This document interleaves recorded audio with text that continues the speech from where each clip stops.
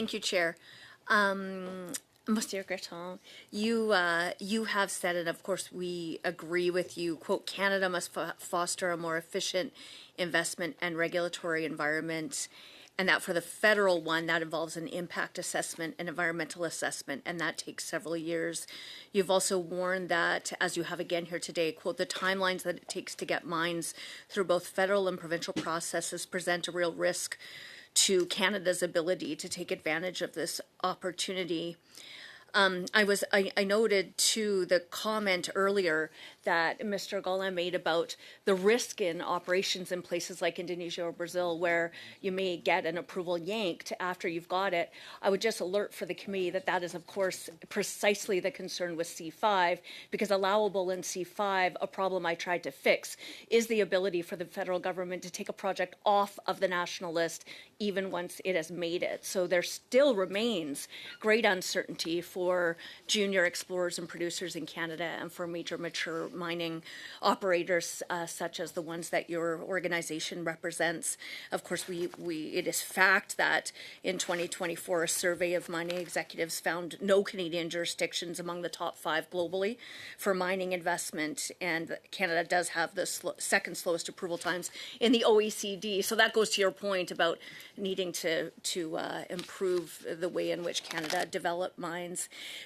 So these facts, as they are, including the fact that it takes 23% longer than Australia and 38% longer than the United States to get a mine approved and operating in Canada.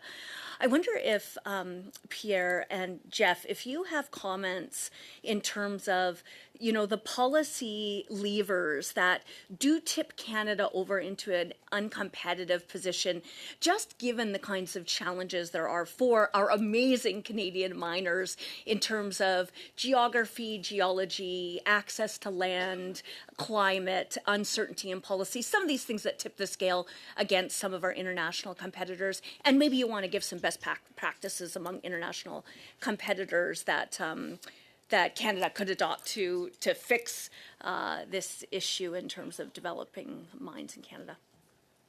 Yeah, I don't want to. My intention is not to dispute what you've said, but just to put some of it in context. There are some parts of the United States where no one would bother trying to build a mine because you'd never get them approved. And there are some states in the United States where, yeah, it's probably more efficient than here.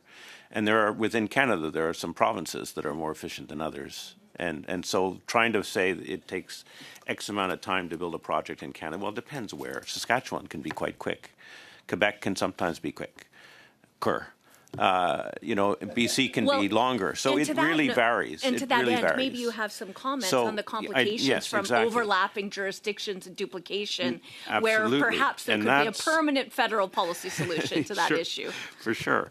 And so to turn to that point, I think since the Supreme Court opinion was provided on the Impact Assessment Act, we have started to see some meaningful change in how the agency is approaching its work.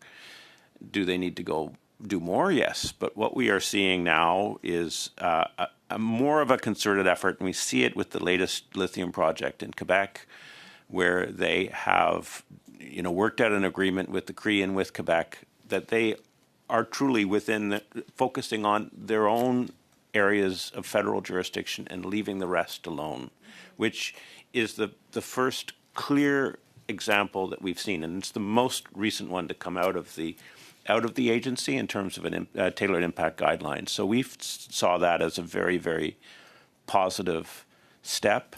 They've recently published a draft collaboration agreement with New Brunswick. It's a small mining jurisdiction, but nevertheless, that's also a positive step. The more cooperation there is, we're hearing they're getting close with Saskatchewan. That would be potentially a game changer.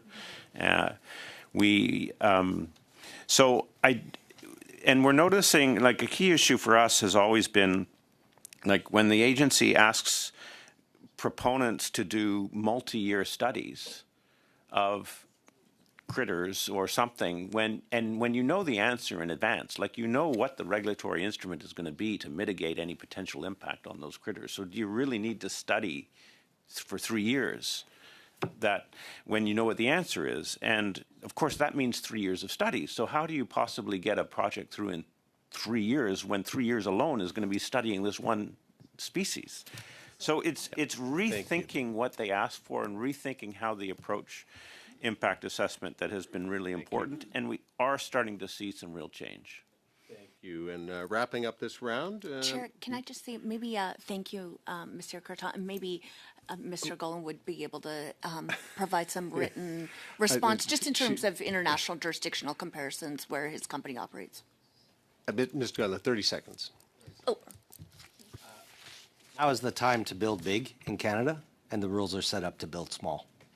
And the risk to major or mega capital investments would favor small incremental investments.